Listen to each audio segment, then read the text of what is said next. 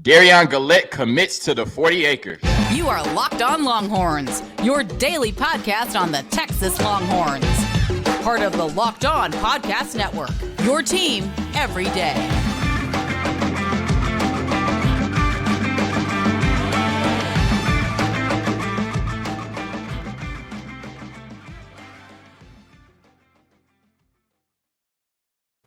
Locked On Longhorns, the show. Jonathan Davis, your host. John Garcia, Jr., Director of Football Recruiting from Sports Illustrated, joining me. John, it seems like just yesterday, it was probably a few days ago, we were talking about Texas not being able to recruit priority edges and linebackers, and here they go with a top 150 edge in Derion Gullette, committed to the University of Texas.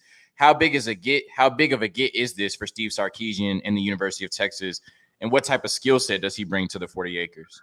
Well, this is a huge get. You said top 150 for us next week when the rankings drop. He'll be closer to 50 than 150. This is a monster get for Texas and a huge need, right? Obviously, the offensive skill positions, quarterback, O-line, all these spots loaded up. Even the secondary looks really strong right now. So it's been about the front seven push for Texas, and I think this is the best get within that group. Gullette could easily be viewed as a pack and play edge rusher, 6'3", 230. Hey, go chase the quarterback, and that's it. We'll talk to you later. But I think he brings so much more to the table. He's got a ton of off-ball experience. He even has inside linebacker experience, and he's really good. He's got 100-plus tackles last year as a junior and really navigates the muck well. He can navigate the big guys with relative ease, and he's so explosive that once he actually identifies the ball carrier in the hole, it's kind of a wrap from there. But he's also got this coverage ability and these ball skills that make you so intrigued, like, hey, where are you actually going to play this guy? Because he's one you could legitimately line up at three different positions on three different downs, depending on your personnel and the type of offense that you're facing. So these Swiss Army knives that are scheme versatile are really kind of the new game changers. We think of tight ends on offense that have really flipped everything upside down. These guys that line up in the backfield, they're lining up outside against DBs. They're lining up attached to the line of scrimmage. These are the type of players defensively, Gullette, where you can combat some of that hybrid, hey, we don't have to change personnel because this guy can do multiple things type of defense. And that's really invaluable, even in just getting the defense set pre-snap. But when the ball is snapped, this is one of the more explosive, productive players really in all the country. And then you flip over some offensive stuff and you just get even more excited. I mean, almost 1,500 yards receiving is ridiculous when we're talking about a linebacker projection, a guy whose best trait is working downhill as a pass rusher, but then all of a sudden you see him outrunning smaller players as a receiver. And it gives you a whole lot of modern vibes. I think the last guy I saw like this, I mean, Jatavian Sanders comes to mind for Texas, a little bit of a bigger version of this, but I think Christian Harris, the Alabama linebacker who's now in the NFL, a guy who we saw as a kick returner and a receiver transition to linebacker at the next level seamlessly because he was just built for the modern game. I think he was asked to play a little bit more off ball, as to where Gullette will be a little bit more of a pass rusher primarily. But again, you could easily back him up, move him inside, kind of whatever you need him to do, depending on the defense. So I think this is a critical get for Texas. Another head-to-head get over A&M, which is always profiling well. And then perceptionally or optically, this is a counter to losing out on Anthony Hill. But again, when our rankings come out, don't be surprised if the Longhorns rated a little bit higher than the Aggie. So you talked about his versatility. Most people see him as a traditional edge rushing the passer, but you talked about his athleticism, his ability to play off ball, attack in the run game, and also cover.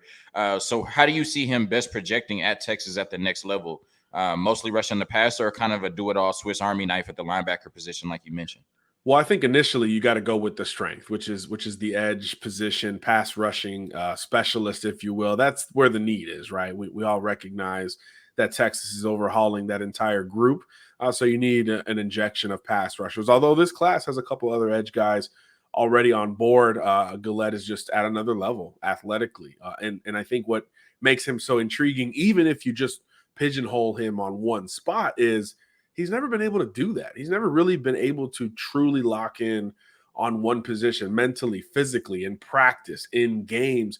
He's never been able to say, hey, do this one thing and do this so very well that we can't take you off the field. So I think we see a lot of great high school athletes moving around, but once they settle on that true position projection, we see them make big strides, both athletically and then technically, because they're focused on that one position as opposed to so many at once. But it could also go the other way, just depending on the personnel when he gets to the 40 acres for good. But it's a great problem to have.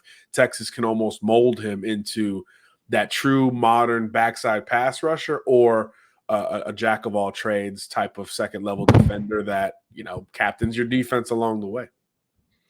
So we talked about the offense. We knew that the offensive recruits would come, especially with Arch Manning, and Texas never has had problem bringing in the offense. When you look at the defense in the 2023 class so far, you have a Billy Walton on the edge. You have a Sadir Mitchell, a big man up front.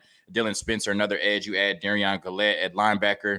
You have Samaje Burrow and Liana Lafau. And then in the DB room, you add a Jamel Johnson, a Derek Williams, and then a Malik Muhammad at corner and safety. So how would you rate Texas' defensive 2023 class thus far that they're still working on?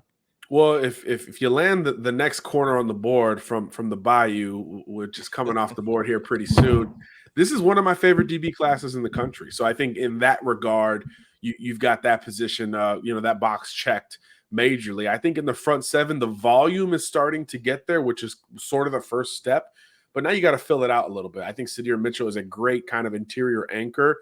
Maybe pairing him with another interior guy would make a lot of sense, because there's a lot of that combination of edge rushers and almost tweeners, right? Guys who are going to work outside in depending on how they fill out their frame. But I'd want another big body who you don't have to worry about putting on so much weight to fill a position projection down the line. But I think the group has come a long way. Again, Gullette pairs as one of the best players in the country, along with Derek Williams, along with Malik Muhammad. All those guys will be top 2, top 3 at their position when the rankings drop. So I do think you've got the star power, and now the volume is there. You just need to fill out another spot or two. And I think this is probably overall a top 10 or so defensive haul. And I think, like you said earlier, the offensive expectation has always been there. If you say, hey, a top 10 defensive haul is coming behind it, you start to feel really good about these guys, not only long-term, but short-term, maybe pushing some older guys for some playing time pretty much right when they get there next year. John Garcia Jr., Director of Football Recruiting at Sports Illustrated, joining me once again. Longhorn Nation. Sark continues to do what needs to be done on the recruiting trail, looking to lock up Cedric Baxter on August 10th, and then Jordan Matthews, that corner out of the Bayou that John Garcia mentioned, on August 15th. As always, Longhorn Nation, peace.